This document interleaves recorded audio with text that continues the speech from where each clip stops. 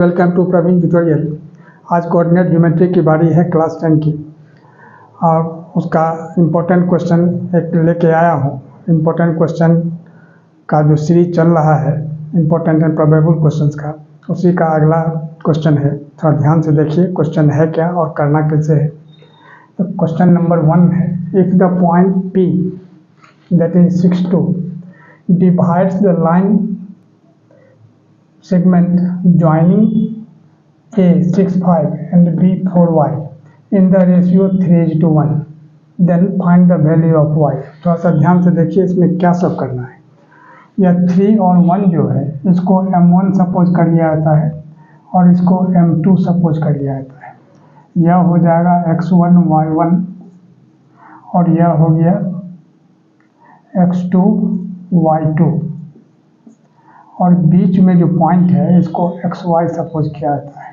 तो अब गौर कीजिए, अब चूंकि y का वैल्यू निकालना है तो y कोऑर्डिनेट निकालना होगा, यानी y का फार्मूला क्या होता है, यह जो है सो y का फार्मूला और x का फार्मूला सब अलग अलग होता है और इसी को सेक्शन फार्मूला बोलते हैं और इसी से इसको निकालना है। तब सॉल्यूशन में देखिए, सॉल्यूशन में सबसे पहले क्या होगा, y का फार्मूला होता है m1 y2 plus m2 y1 by m1 plus m2। थोड़ा सा ध्यान दीजिएगा, यही फार्मूला है सेक्शन फार्मूला। और x का क्या होता है m1 x2 plus m2 x1 by m1 plus m2।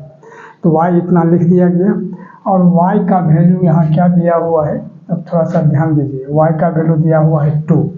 तो y के नीचे जस्ट नीचे 2 लिख देना है, इम्प्लाइज का साइन दे देना है, is equal to m1। m1 क्या है 3 और y2 क्या है, आइए y2 की जगह y है तो y लिख देना है।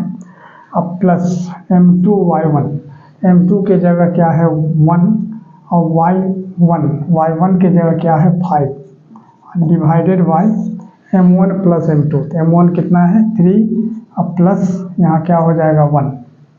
अब ध्यान दीजिए थोड़ा सा, अब यहाँ क्या होगा 3y प्लस 5, यानी एक बार और लिखना है यहाँ 3y प्लस 5 1 जा 5 अब बाई 3 प्लस 1 यानी कितना होगा 4।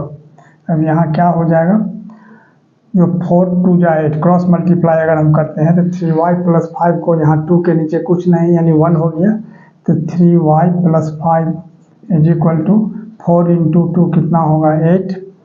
तो 3y इज इक्वल टू कितना होगा 8 माइनस 5 यानी कितना 3। तो 3y इज इक्वल टू 3 हो गया, therefore y is equal to कितना होगा 3/3 यानी कैंसिल होके कितना हो जाएगा 1 और यही इसका आंसर हो जाएगा। देखिए क्वेश्चन नंबर 2।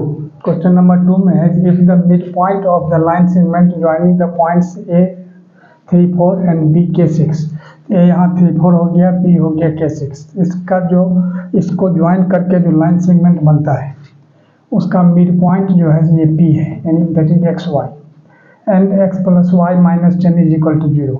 तो इक्वेशन यह दिया हुआ है, तो find the value of k। तो k का वैल्यू निकालना। अब ध्यान दीजिए थोड़ा सा, सॉल्यूशन में क्या करना है। अब मिड पॉइंट का फार्मूला क्या होता है, x is equal to x1 plus x2/2 y is equal to y1 plus y2/2। तब कहेंगे आप यहाँ x1 x2 y1 y2 कहाँ है, तब देख लीजिए, इसी को x1 और इसको x2 और y2 सपोज कर लिया था इसी को। अब देखिए तो x इज इक्वल टू कितना होगा x1 प्लस x2/2 यानी मिड पॉइंट फार्मूला होता है। ये क्या होता है मिड पॉइंट फार्मूला, याद रखिएगा मिड पॉइंट फार्मूला, यानी x निकालने का होता है x1 प्लस x2/2 और y निकालने का होता है y1 प्लस y2/2। तो पहले x निकालिए, तो x की जगह क्या हुआ x1 प्लस x2/2 यानी 3 प्लस k/2, यहाँ लिख देना होगा 3 प्लस k/2, ये x निकल गया। And y is equal to क्या है होता है y1 प्लस y2/2, ठीक है।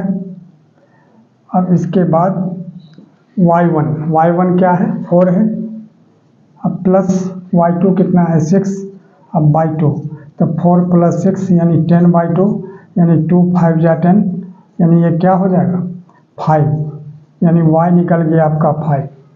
अब आइए इक्वेशन जो दिया हुआ है इसी इक्वेशन में अब यहाँ आ जाइए।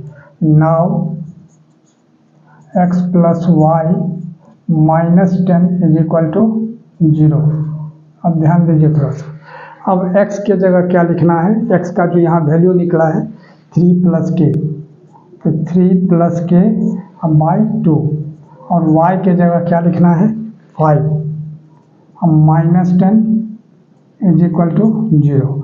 अब गौर कीजिए, अब यहाँ क्या होगा, जो 3 + k/2 अब +5 अब -10, तो कितना होगा -5 हो जाएगा = 0। अब क्या करना है, जो 3 + k/2 = क्या होगा -5 इधर आके +5 होगा।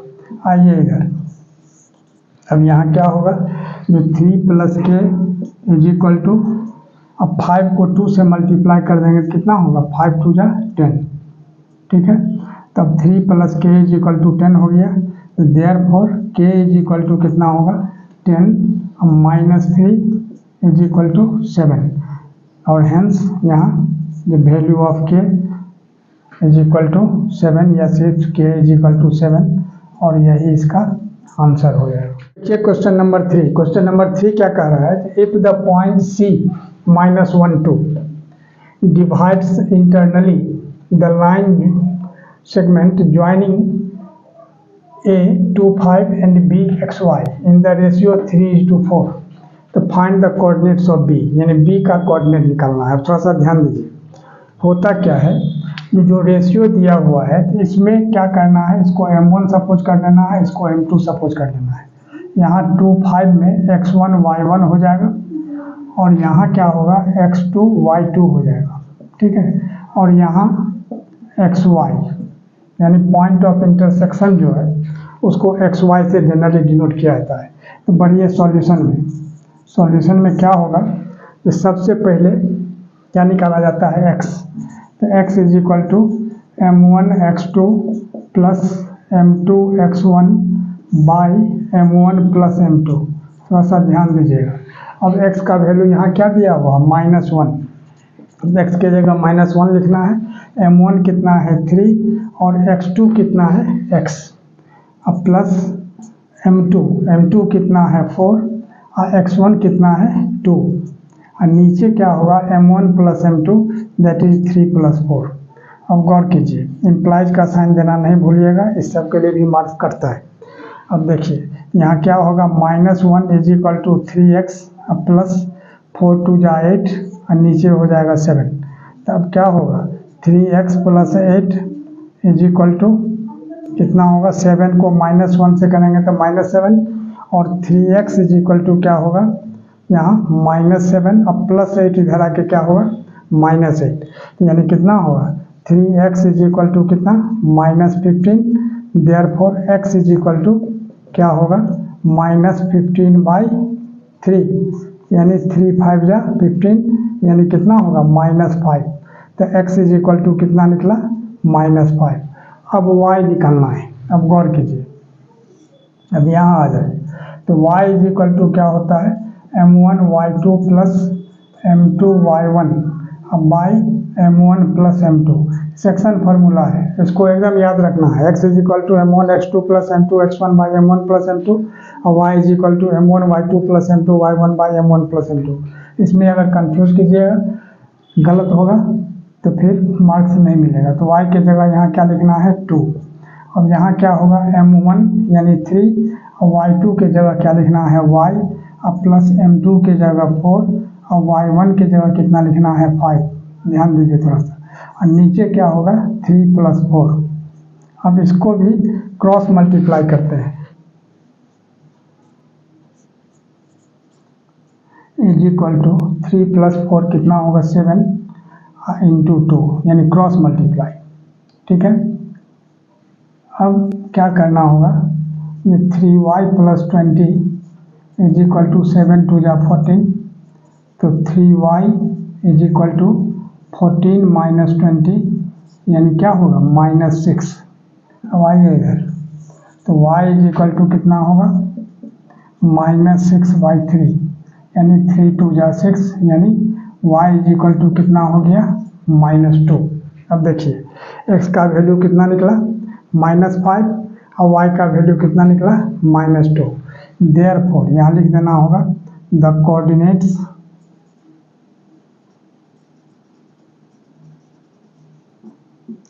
Of b is equal to xy, और x का वैल्यू कितना निकला है -5 और y का वैल्यू कितना निकला है -2, और यही इसका आंसर हो जाएगा। इसी तरह का इम्पोर्टेंट क्वेश्चन का सीरीज हमारे बीच चलता रहे, इसके लिए आप लोग लाइक शेयर और सब्सक्राइब जरूर करें। धन्यवाद।